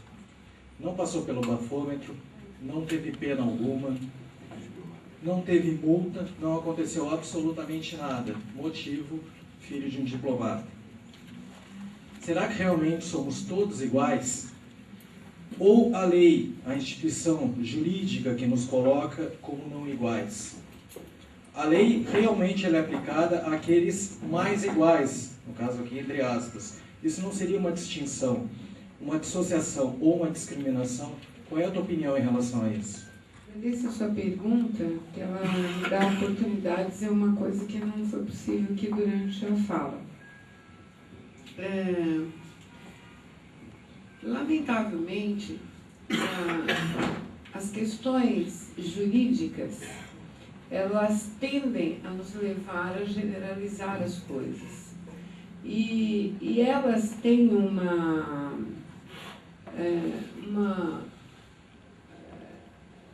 como é que eu diria? Um impacto em toda a gente. Por quê? Porque todos nós estamos sujeitos ao direito e somos todos afetados de alguma forma pela aplicação da justiça e tudo mais. Mas, Otávio, assim, nós não podemos generalizar. Uma das coisas que eu coloquei aqui, e até pulei um pedacinho final porque não havia mais tempo, era a proposta de nós aderirmos a ideais que realmente contribuam para que haja uma justiça efetiva. Mas eu não concordo com você que haja justiça para alguns. O que eu concordo com você é que existe sim má aplicação da justiça, existe sim corrupção, tudo isso existe. Por quê? Porque a justiça é praticada por seres humanos, e os seres humanos são falhos. Agora, o fato de eu ter a certeza absoluta que existe um juiz corrupto, não me dá o direito de dizer que todos os juízes são corruptos. O fato de eu saber que existe um policial que protege o filho de um diplomata ou o filho de um juiz, de um desembargador, não me dá o direito de dizer que não existe justiça para filhos de diplomatas e filhos de desembargadores. Então, essas situações devem servir de exemplo para nos motivar a agir na sociedade, manifestar o nosso inconformismo com esse tipo de coisa, cobrar, escrever artigo e fazer... as pessoas acham que elas não podem participar, dar nenhuma contribuição para essas questões porque elas não têm acesso. Uma dona de casa, como eu posso ajudar nisso? Como que eu não tenho... não sou nenhum juiz, não sou nenhum legislador, mas todos nós podemos promover debates no nosso meio, no nosso bairro, no nosso centro. A Casa Espírita pode e deve servir de palco para todas as discussões que interessam a sociedade. Então, nós temos que, por que não fazer um manifesto na nossa instituição, no nosso meio, na nossa escola, contra atitudes desse jeito? Porque os legisladores, os aplicadores da lei, as autoridades, elas são pressionadas pelo povo, que é a única autoridade verdadeira. É o povo. Você viu que um povo foi à rua e derrubou um presidente da República. Então, o povo pode fazer as coisas. Por isso que eu falei da indignação consciente e das ações consistentes. Agora, o que a gente não pode fazer é cair nesse outro equívoco de ficar dizendo, não, esse aqui é um país de leis para poucos, só os pobres são condenados. Sabe aquela história de lei para 3 P's? Pobre, preto e puta? Todo mundo fala isso, só tem lei para ele. Mas por quê? Porque é mais fácil, é mais cômodo do que tomar atitude, porque agir não é fácil. Construir uma sociedade mais justa, mais correta, mais imune a esse tipo de coisa, exige ação, exige determinação, e isso nós não queremos fazer. A gente prefere sentar no palco, criticar e condenar o que está errado. É a minha opinião. Vezes, porque, como você disse, é muito difícil a gente engolir essa raiva que a gente sente quando ouve umas notícias e tentar ver o cidadão realmente como um espírito que está reencarnando e que pode melhorar. E pensando nisso, eu gostaria que você falasse um pouquinho do seu projeto que você mostrou e mostra no seu livro, como é a luz no fim do túnel. Então, eu gostaria que você contasse para o pessoal como foi a sua experiência em Birigui. Na cidade de Birigui, no interior do estado de São Paulo, durante 8 anos. E a primeira coisa como corregedora dos presídios, quando eu cheguei lá, foi fazer uma visita à cadeia e descobri que era um lugar totalmente insalubre. Chovia mais dentro do que fora, não tinha chuveiro, a latrina era assim que se falava, era no mesmo lugar que eles comiam.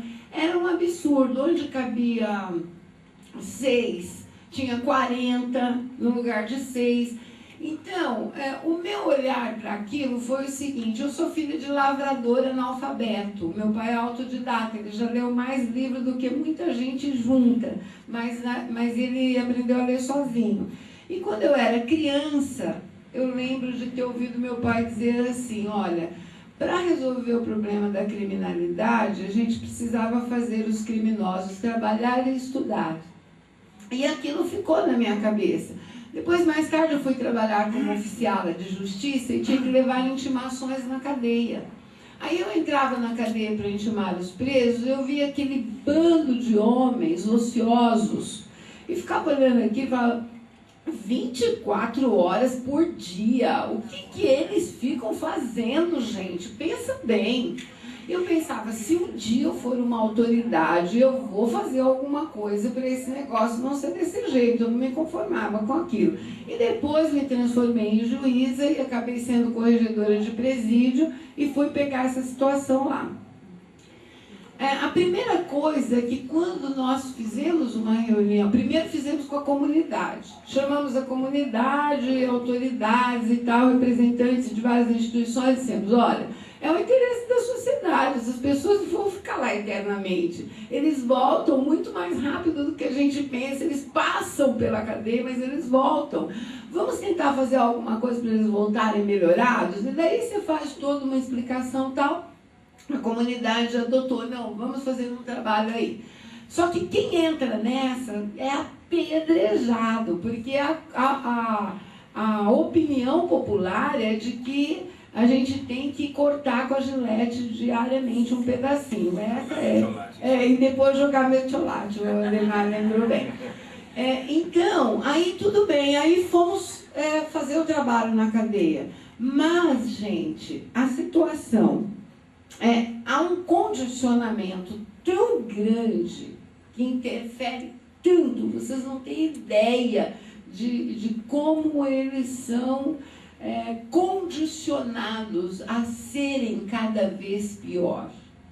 Eles sequer acreditam que existe alguém na sociedade com a capacidade de propor algo de bom.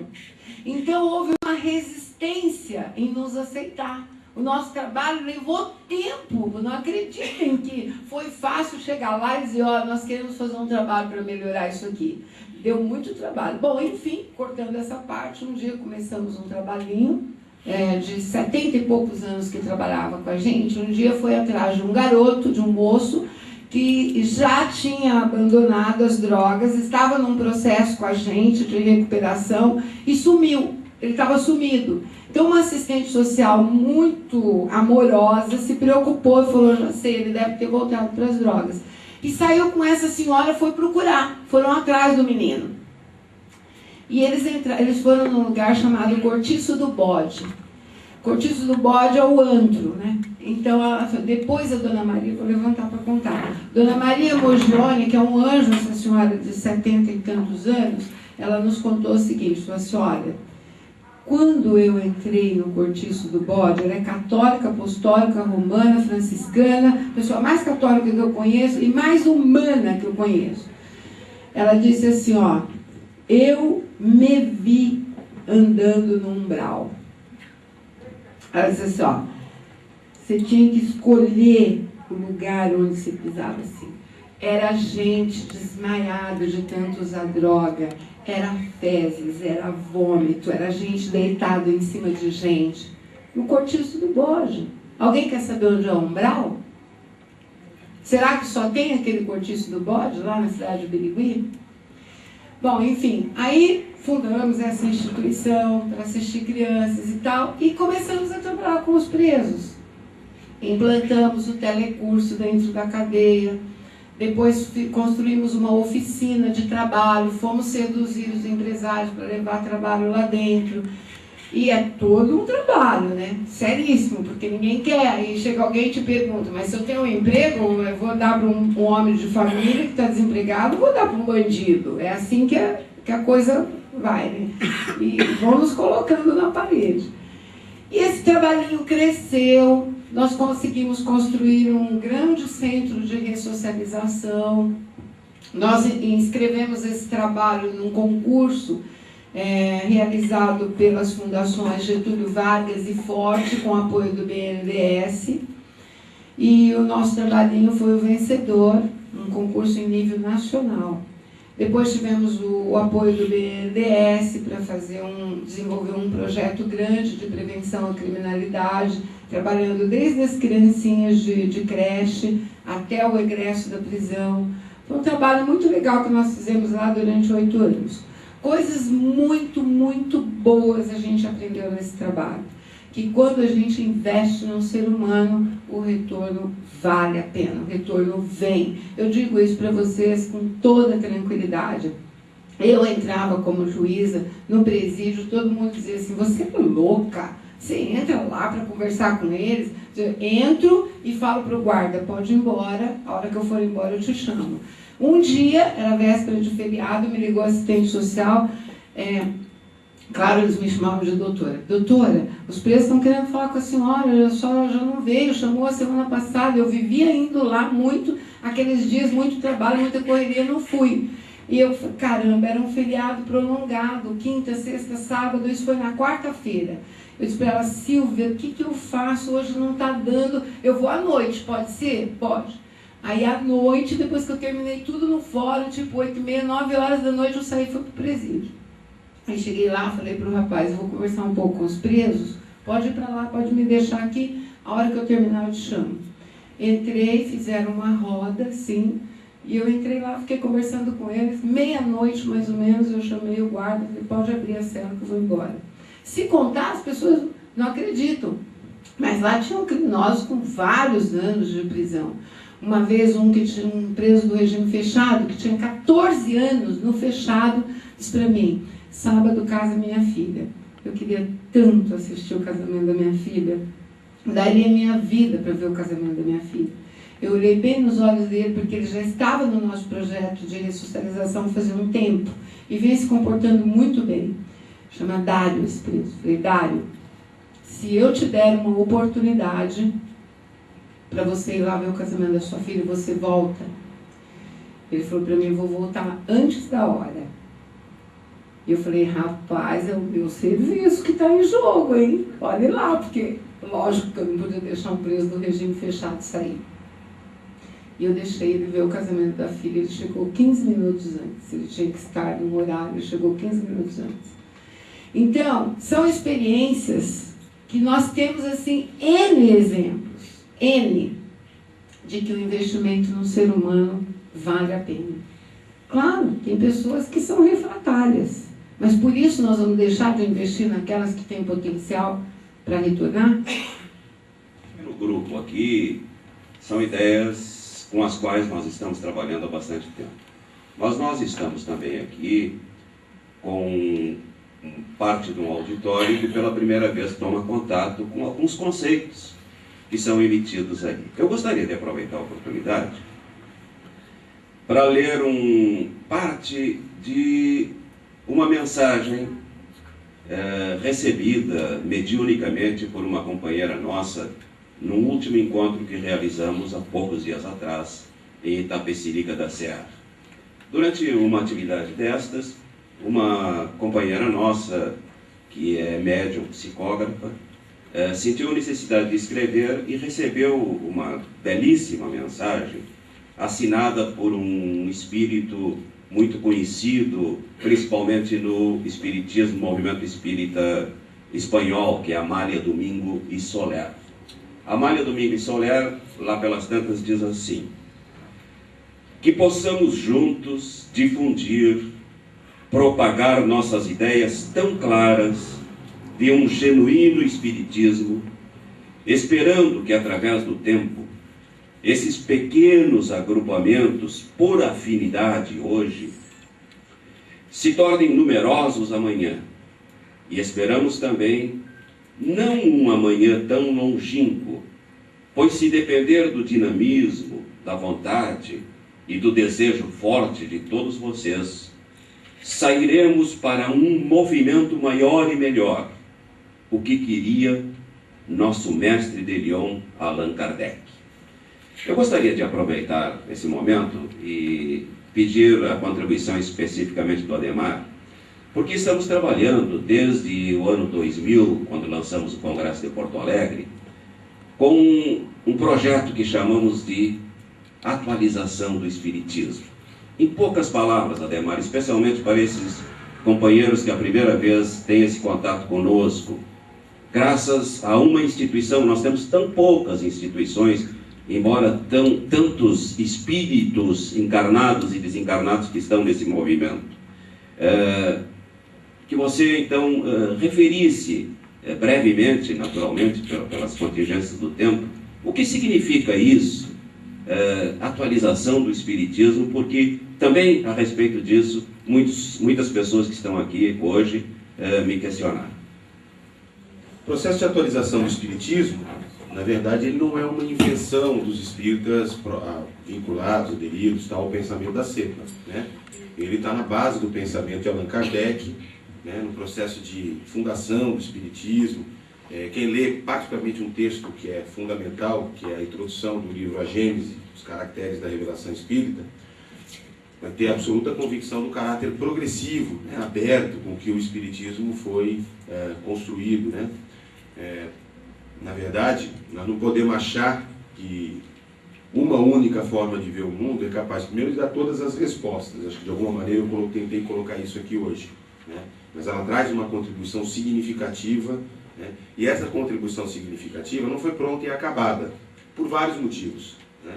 Primeiro, porque muitos dos temas que Allan Kardec e os espíritos que com ele trabalharam na codificação, fundação do Espiritismo, não tinham condições, né, de dar conta de todos os problemas, inclusive problemas novos que surgiram após esse período, né, problemas específicos do final do século XX, século XXI, e outros problemas que com certeza aparecerão no processo civilizatório da humanidade, né. Outros porque haviam limites concretos do ponto de vista de linguagem, de conhecimento, etc.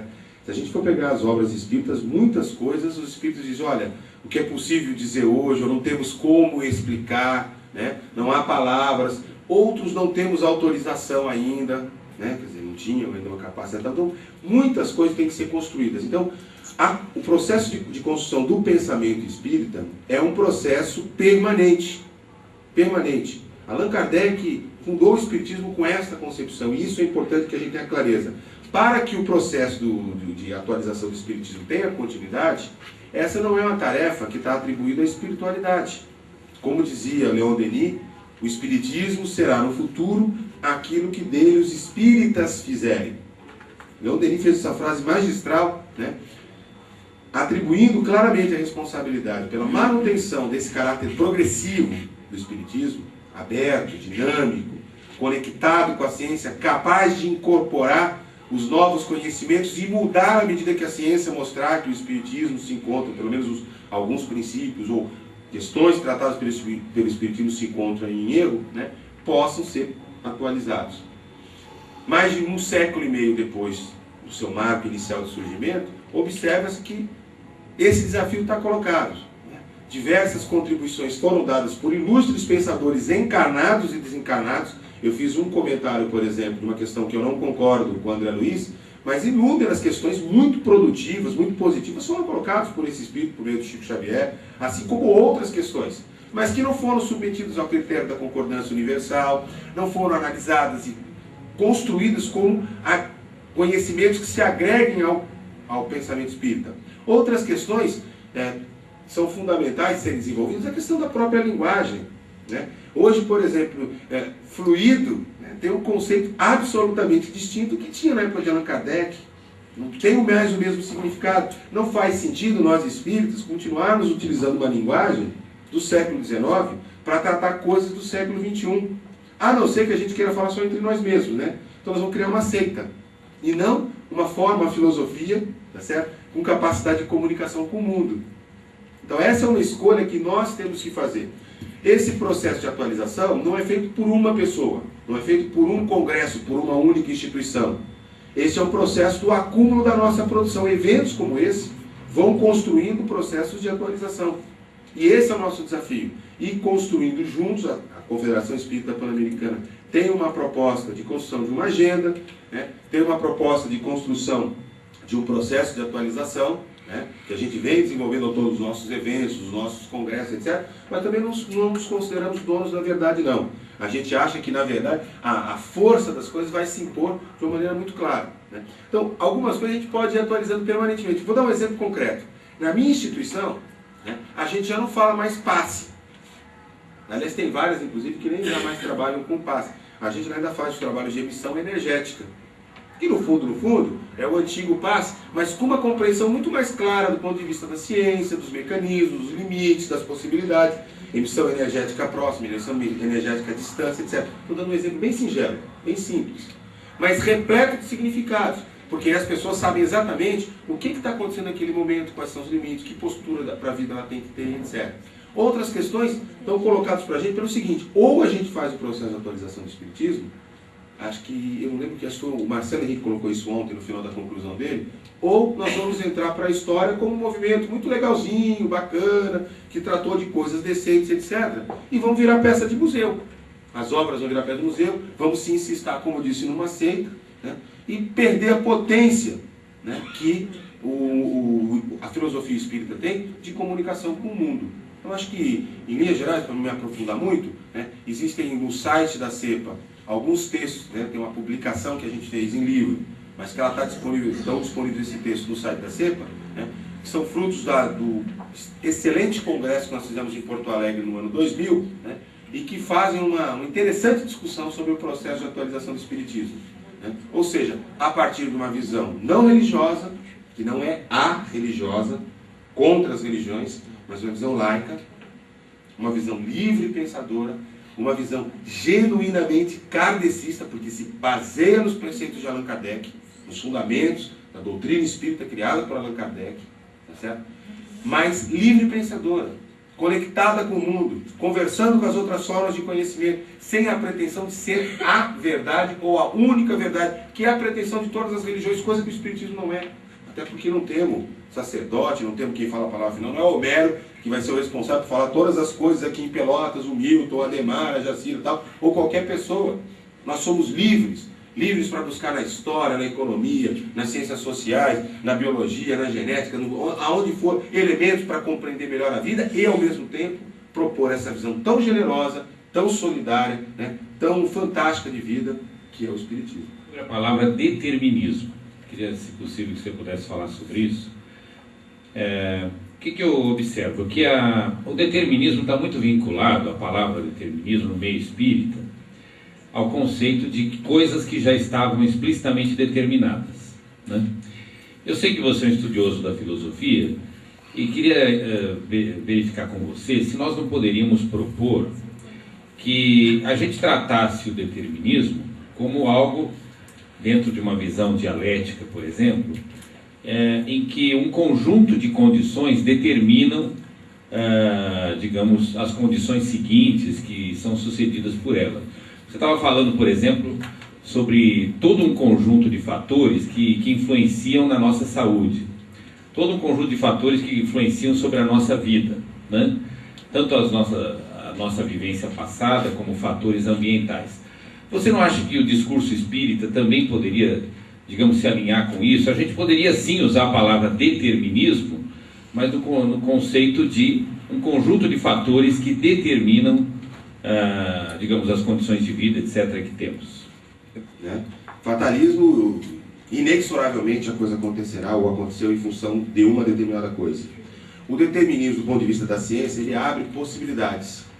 Mas, Mauro, a análise que se faz hoje do determinismo, né, é que é o seguinte: estas possibilidades, eu posso até medir a probabilidade, mas elas ocorrerão dentro de um certo padrão esperado de possibilidades, né? Então, por exemplo, eu vou pegar a hipertensão arterial, né? Vou pegar um exemplo bem bobo, hipertensão arterial. Eu sei se a pessoa é obesa, se ela é sedentária, se ela fuma, se ela bebe, se ela tem uma dieta rica em sal, se ela tem um excesso de gordura, de colesterol no corpo, etc. Se ela tem um familiar, um componente genético, hereditário, etc.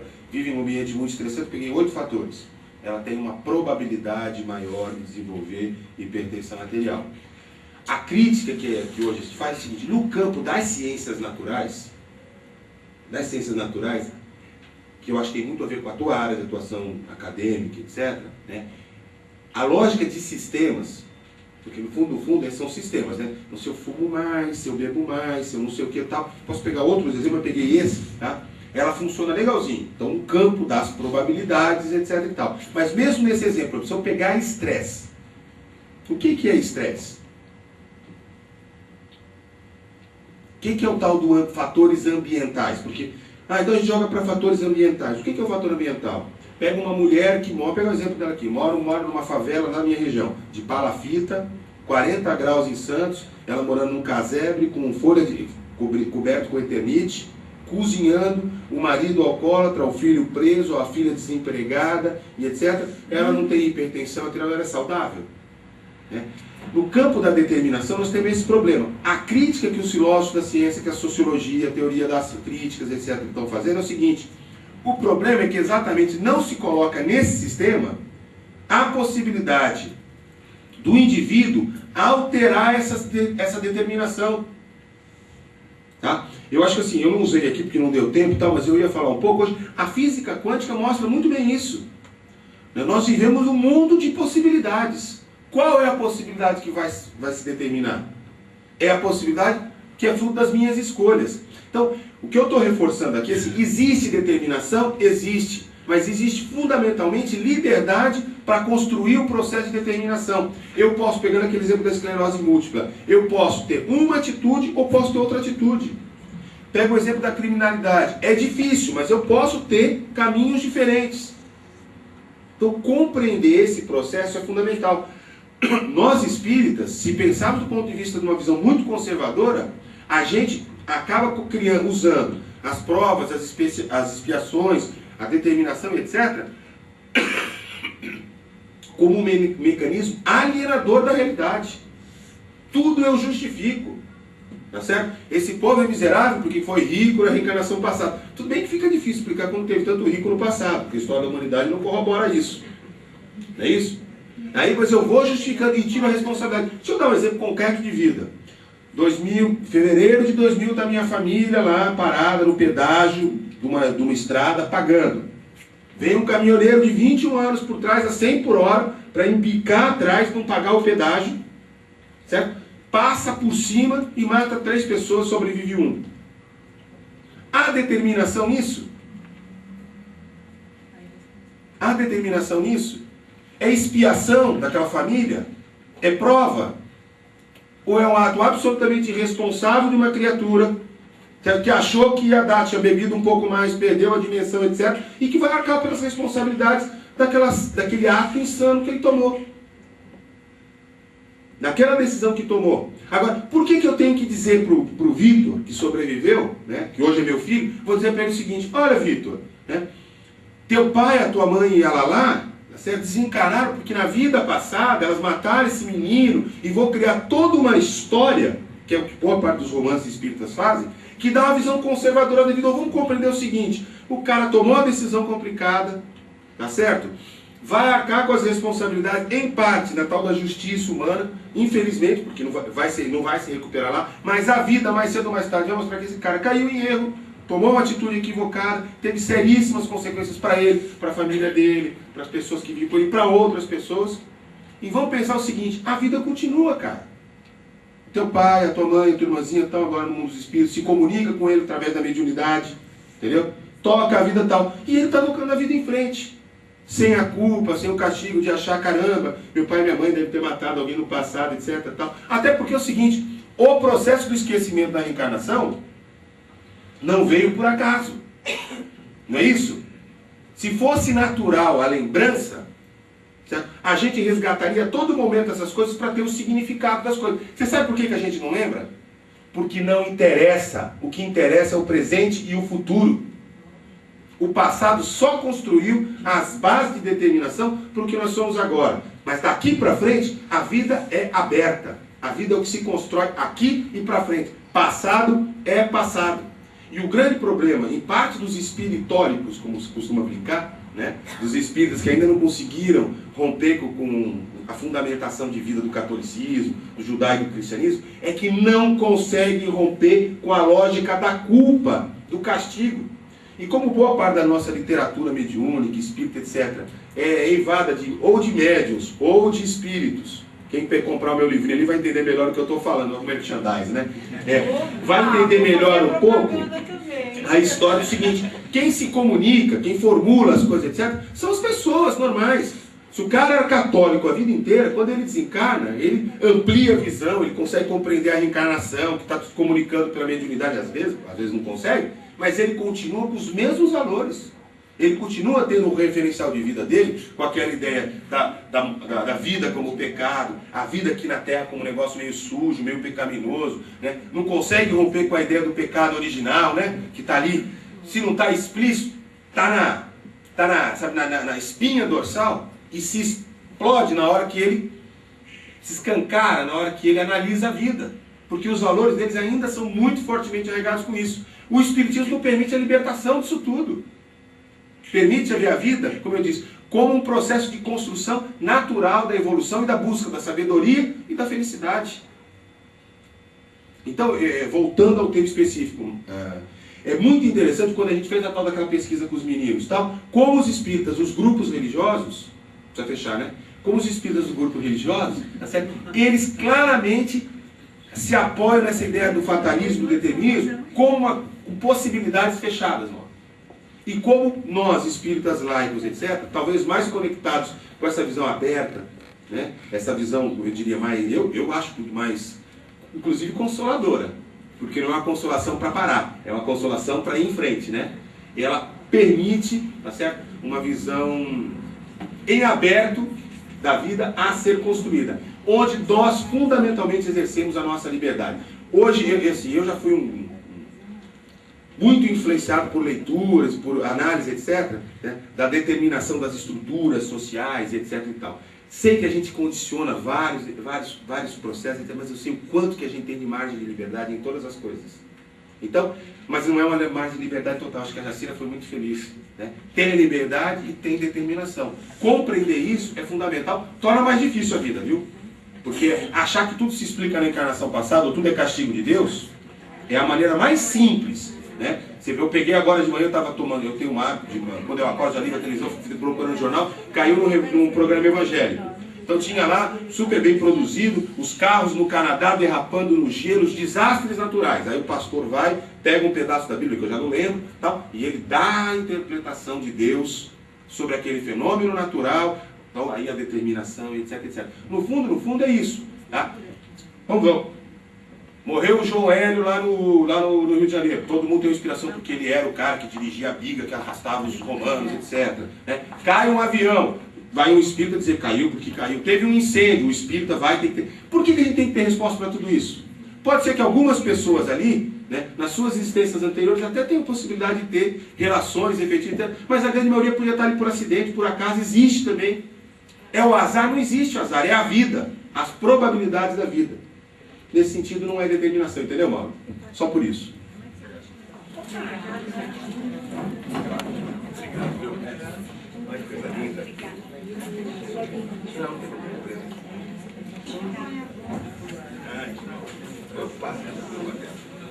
A foto. A foto.